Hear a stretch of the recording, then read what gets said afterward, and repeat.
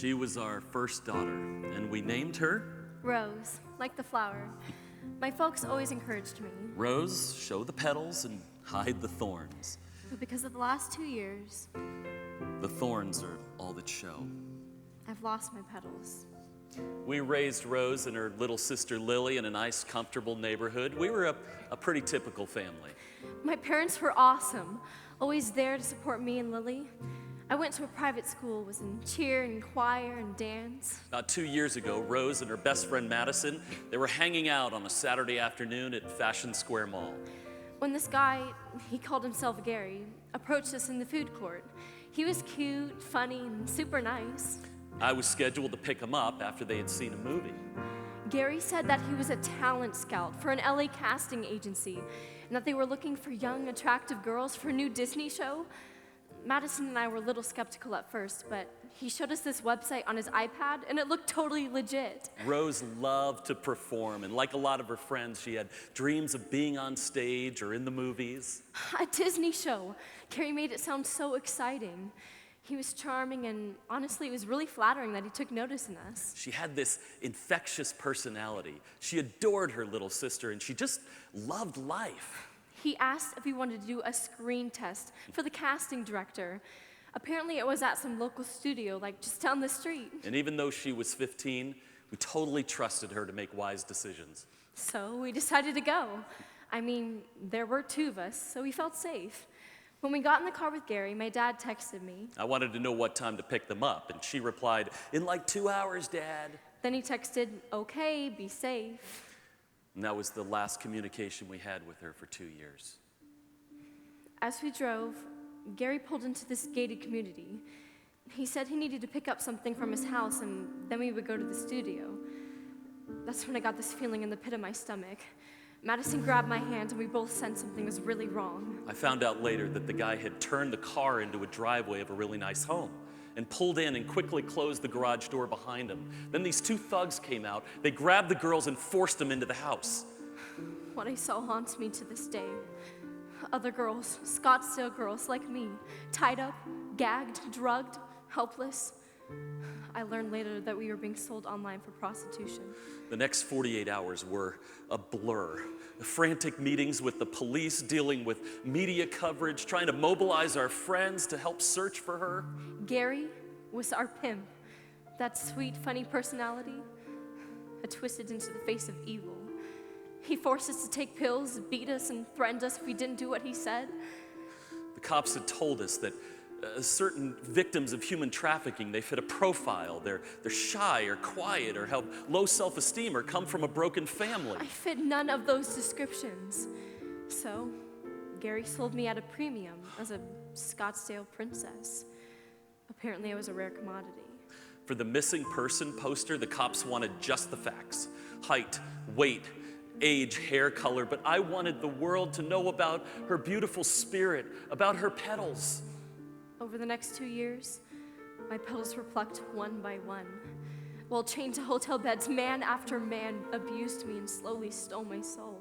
Child prostitution is supposed to happen in places like Cambodia or India, not right in our own backyard under our noses. I begged my pimp to let me go. For weeks, we held candlelight vigils where we wept and we sang. I prayed to God to either rescue me or let me die. Weeks turned to months, and then a year.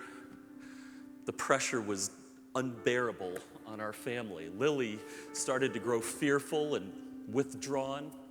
My wife and I, we just drifted apart. Pretty soon, I was forced to recruit girls from places like Desert Ridge and Arrowhead Mall. I never wanted to become an expert on human trafficking, but when the police leads grew cold, I made it my mission to go and find what had been stolen from us. I hoped that Gary would release me if I could find him a new slave.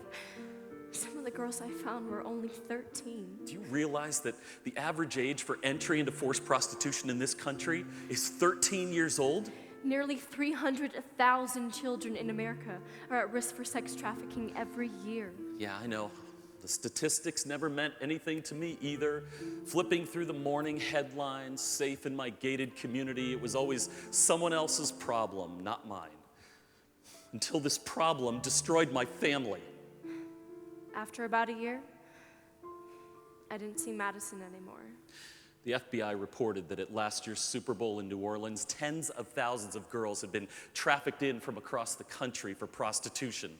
Someone said she had been shipped off to New Orleans. Most major sporting events, they're hotbeds for the sex trade industry, but behind all of that glitz and glamour is this insidious darkness. Next year's Super Bowl is in Glendale. I hope they'll bring Madison back. I know what you're thinking. Why didn't she just escape, scream for help? I had no money, no way to communicate. These girls are psychologically tortured. They're pimps, they hold them hostage and brainwash them with beatings and threats. Gary said that if I didn't do what he said, that he would kidnap my little sister. Lily is only 10. You ever seen the movie Taken?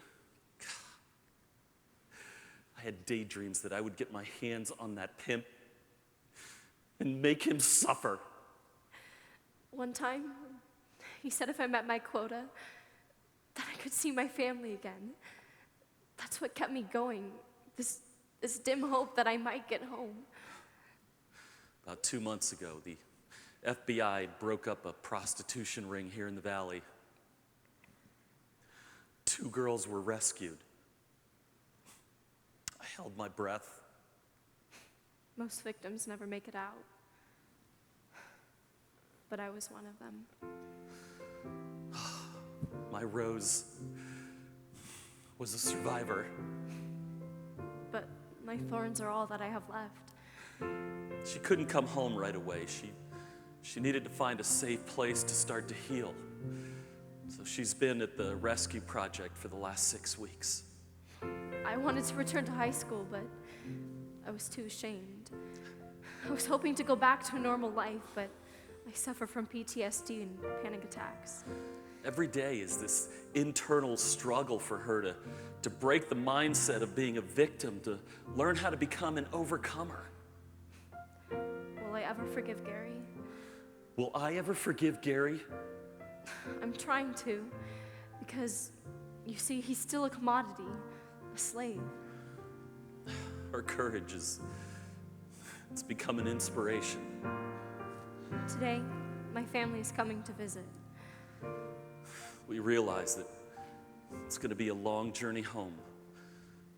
But we finally have hope that in this safe place, I can regrow my petals.